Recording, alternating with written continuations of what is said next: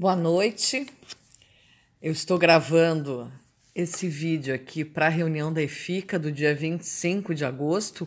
Então, neste momento, eu estou em aula em Osório, né, no programa de pós-graduação em educação, onde eu atuo e fica na cidade de Osório, que é da Universidade Estadual do Rio Grande do Sul.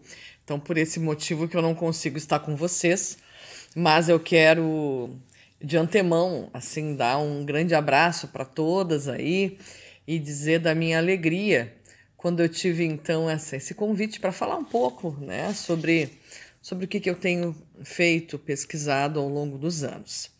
Então, eu trago algumas pesquisas, não é a totalidade delas, porque hoje o objetivo é falar um pouco mais a respeito das pesquisas que tangenciam o folclore. E aí eu acho que é importante, nesse sentido, trazer um pouco dessas pesquisas e o que elas têm me trazido ao longo do tempo, né? Então, eu comecei a pesquisar sobre folclore aí, quando eu entrei na universidade, né? Isso vai lá nos anos de 1985, como passou o tempo, né? E no ano de 1985, quando eu entrei na graduação na Universidade Federal do Rio Grande do Sul, uma das minhas primeiras disciplinas, no primeiro semestre, na verdade, foi a disciplina de folclore brasileiro. E foi, assim, realmente, assim, uma maravilha ter entrado na faculdade e já feito essa disciplina, que na verdade eram 2 semestres, Folclore Brasileiro 1 e Folclore Brasileiro 2, com a professora Rose Marie Reis Garcia, minha grande orientadora, minha grande mestre, com certeza. Que Deus a tenha, ela já foi para o plano espiritual já aí no ano de 2004, muito cedo, nos deixou. Mas deixou um legado muito importante em termos de pesquisa. Portanto, ali eu comecei a me deparar com o folclore e entender que o folclore ele fazia parte da minha vida. E isso é que é o mais importante a respeito do folclore. Estamos falando sobre folclore nessa semana porque segunda-feira, dia 22 de agosto, foi comemorado e comemora-se nacional e internacionalmente o Dia do Folclore, porque em 22 de agosto de 1846, um arqueólogo inglês que se chamava William John Thoms escreveu um artigo numa revista chamada The Athenaeum, e nessa revista ele começa a propor essas questões de estudos em torno da literatura, das coisas que as pessoas contavam, e aí era mais ligado naquela época a questão da literatura oral. E então, a partir daí do ano de 1985, eu comecei a entender que o folclore ele poderia ser estudado, poderia ser pesquisado, portanto, no âmbito da ciência. Mas o folclore ele está no nosso dia a dia, nós vivemos o folclore, todos nós temos mais ou menos aspectos do folclore na nossa vida, né? Então, aí eu comecei a me interessar pelos estudos do folclore. E pesquisei muito com a professora Rose, ela tinha muitas pesquisas e eu sempre estava junto a ela pesquisando. Nesse sentido, um determinado momento a Rose colocou para mim que era importante eu fazer as minhas pesquisas. E aí eu comecei a pensar o que eu vou pesquisar e várias ideias vieram na minha mente, mas o que realmente tomou conta, né, do meu pensamento e começou a se configurar como uma possibilidade de pesquisa foi a temática das cantigas de ninar. Naquela época, eu comecei a ler sobre cantigas de ninar e observei que não havia nenhum material efetivamente técnico musical que explicasse o que era uma cantiga de ninar. Pelas definições, nós observávamos que a cantiga de ninar, isso pode ser observado até hoje também, que é uma canção monótona, singela, que serve para levar ao adormecimento. Muito bem, mas o que é uma canção monótona? O que é uma canção singela? Eis que então surgem os questionamentos da pesquisa que originaram a investigação, que naquela época eu denominei de acalantos. E este termo foi utilizado devido ao Luciano Gallet, importante musicista, compositor, pesquisador da música também, ele que traz essa denominação, que é uma denominação mais erudita. E pesquisei naquela época na verdade, eu elaborei um projeto de pesquisa e teve a primeira edição do prêmio Jovem Pesquisador pela Universidade Federal do Rio Grande do Sul, e isso foi lá nos idos de 1988. E havia as categorias e a Rose me disse, escreve o teu projeto. E eu inscrevi. E para mim a grande satisfação, alegria, esse projeto que eu escrevi, que chamava-se Acalantos, então, à época, foi o grande vencedor na categoria Letras e Artes da Universidade Federal do Rio Grande do Sul, e eu ganhei o valor, né, o financeiro para a realização da pesquisa, porque lembrem, eu fiz o projeto de pesquisa, e isso foi maravilhoso. Então, eu fazia a minha própria pesquisa, pesquisei, investiguei quase 80 pessoas, entrevistei, gravei as entrevistas com as pessoas, e essas entrevistas foram transcritas, e juntamente às entrevistas estava o que eu queria também, que eram as canções. Então, todas essas cantigas aí de ninar, eu as transcrevi para a partitura musical e procedi ao que o meu projeto então requeria, que era a análise técnico-musical. Então, a partir disso, eu analisei compasso musical, os ritmos mais presentes, o início das canções, a tessitura das canções, e com isso eu consegui caracterizar o que é uma canção monótona, singela, que leva ao adormecimento. Então, basicamente, a gente tem, só para não deixar de falar, né, graus conjuntos nas cantigas de ninar, os inícios não tem muitos saltos, né, por exemplo, nana, nenê, nana, meu amor, papai foi à roça, mamãe logo vem. Aí a gente não tem canções que deem um salto muito grande, mas houve algumas canções que tinha. Por exemplo, num galho seco eu vi pousar um passarinho que a seus filhinhos foi cantar uma canção. E um vagabundo que andava na floresta correu depressa e foi armar um alçapão. Essa cantiga, ela é oriunda de canções populares da época e vocês, não sei se conseguem perceber, mas ela tem saltos, né? Que muitas vezes não estão presentes nas cantigas de ninar. Então, obviamente, essa canção originalmente não é uma canção de ninar, mas começou a ser utilizada pelas pessoas. E isso aconteceu também.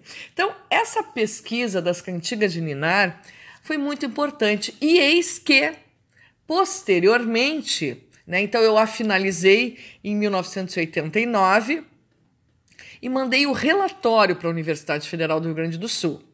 Mas não a publicação, porque a verba não previa a publicação.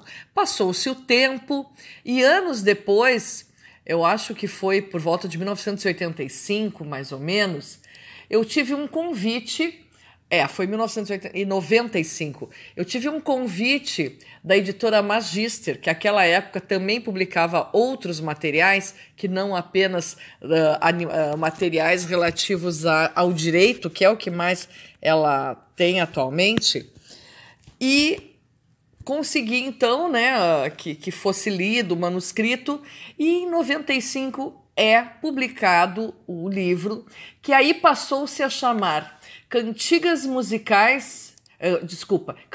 de Ninar de todo o Mundo.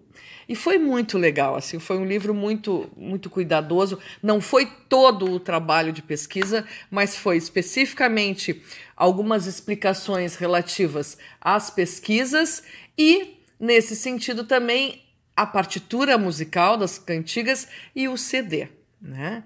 Então foi muito importante assim esse momento da publicação que me deixou muito feliz. Então em 1995 eu já estava na Fundação Municipal de Artes de Montenegro nessa época, então foi uma alegria muito grande. Falando em Fundação Municipal de Arte de Montenegro, que eu tenho uma grande relação de intenso amor por essa instituição, que foi a instituição que me acolheu no início da minha jornada profissional, e isso remonta lá aos idos de 1988.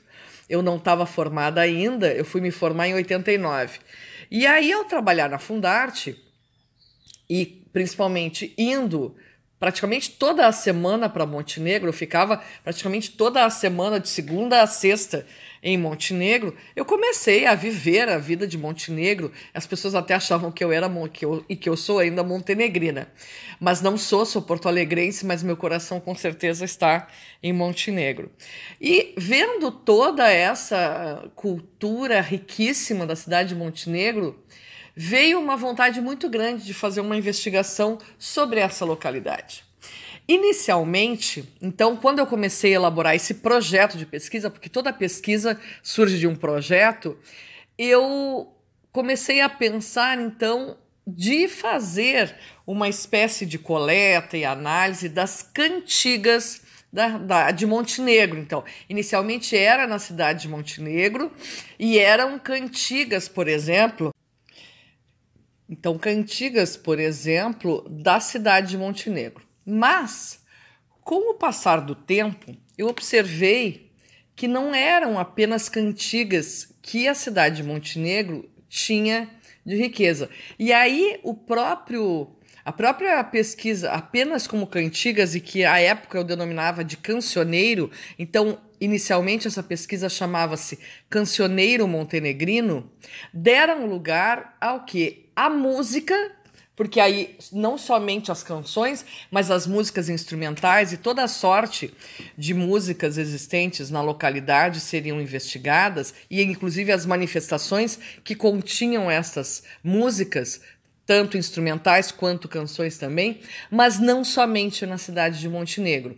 E aí eu comecei a ver que Montenegro, historicamente, tinha sido muito maior do que atualmente, e que muitos outros distritos integravam Montenegro. Daí surgiu o nome, então, que foi uma criação minha nessa pesquisa, que é região de Montenegro, que integravam, então, cerca de 35 localidades que tinham feito parte anteriormente da cidade de Montenegro ou que culturalmente assim estavam integrando. Para esse entendimento histórico, geográfico da cidade, eu contei com a grande ajuda do querido, saudoso senhor Hélio Alves de Oliveira, que foi uma pessoa muito importante e que continua sendo pelo seu legado de escritos, de textos, né? O senhor Hélio Alves de Oliveira, pai da querida professora Celisa Metz, foi minha colega há anos na Fundarte. Inclusive, eu o conheci por conta da professora Celisa, que me apresentou a ele, e o livro, então, que resultou de toda essa pesquisa, A Música na Região de Montenegro, tem um capítulo que é apresentado no início do livro, que traz, então, o que é a região de Montenegro. Para isso também foi necessário, e eu incluí no livro, um mapa, que não é o mapa da cidade de Montenegro, mas é o mapa da região de Montenegro. Então, para que se pudesse entender o que é essa região aí denominada. E aí eu fui por diversos lugares. Foi uma coisa muito importante na minha vida, porque eu conversei com muita gente da região, conversei com gente, obviamente, da cidade de Montenegro, mas pessoas de Brochier, de Maratá, de Despique, de Salvador do Sul. Meu Deus, são 35 lugares que eu fui. E aí uma grande riqueza de manifestações, desde Terno de Reis, Terço Cantado, Folia do Divino, várias manifestações que as pessoas então praticavam, bem como canções, histórias, grupos instrumentais da localidade. Esse trabalho realmente assim me ensinou muito, né, a conhecer a riqueza cultural das pessoas e que fazem parte, essa riqueza faz parte da vida das pessoas, integrando inclusive os seus modos de sentir, pensar, agir, que efetivamente constituem o folclore. Nesse sentido, então, seguindo essa trajetória, como eu disse a vocês, muitas manifestações eu encontrei. Vou destacar uma delas, que foi, então, ela integra o livro A Música na Região de Montenegro, mas devido à sua importância, eu acabei depois publicando um outro livro que se chamou Terço Cantado, a Religiosidade Popular na Região de Montenegro. Neste livro, eu relato, conto, explico, tanto com textos explicativos, trazendo alusão às pessoas que praticavam, quanto também trazendo a explicação e as partituras musicais que integram esta prática, que é uma prática religiosa extremamente importante. Eu devo muito a uma pessoa muito querida que já faleceu, que é o senhor Jusceli Edevida Mota, que era chamado de Dega. Ele era efetivamente o capelão que conduzia esse terço. Eu me lembro que na época, então, eu aprendi muito, né? Ele me explicou tudo, como é que ele tinha conhecido, que tinha sido um legado do pai dele no leito de morte para ele, né? E que era muito séria essa manifestação, muito importante, e que fazia, às vezes, em localidades que não havia padre, né? Desse ato importante que é essa encomendação do corpo, né? Do morto, da pessoa falecida. E ele fazia essas vezes. Então tem muitas histórias ali, muito importante. E eu me lembro assim que ele tinha canções que estão, todas elas constam no livro, né? Uma delas era Bendito, louvado seja o Santíssimo Sacramento. E aí todas elas eram cantadas juntamente com a oração do Pai Nosso, Ave Maria, ou seja, rezava-se o terço do rosário. Então, essas são algumas poucas histórias, quero dizer que fiquei muito feliz de recordar, porque recordar é viver novamente, né? Recordar essas histórias nessa região de Montenegro que eu tenho um carinho muito grande e que continua sendo foco de minhas pesquisas, não apenas ela, mas eu também tenho continuado a pesquisar, eu tenho pesquisado a Fundarte. Estamos, eu e meus alunos, né, porque eu tenho grupos de pesquisa, investigando a Fundarte, a repercussão da Fundarte na região de Montenegro, a Fundarte, o ensino de música na Fundarte, e tudo isso a gente está finalizando para uma publicação. Espero em outra ocasião ter a oportunidade de conversar ao vivo e a cores com vocês, e espero que tenha sido proveitoso escutar um pouquinho do que eu estou trazendo aqui com muito carinho para vocês.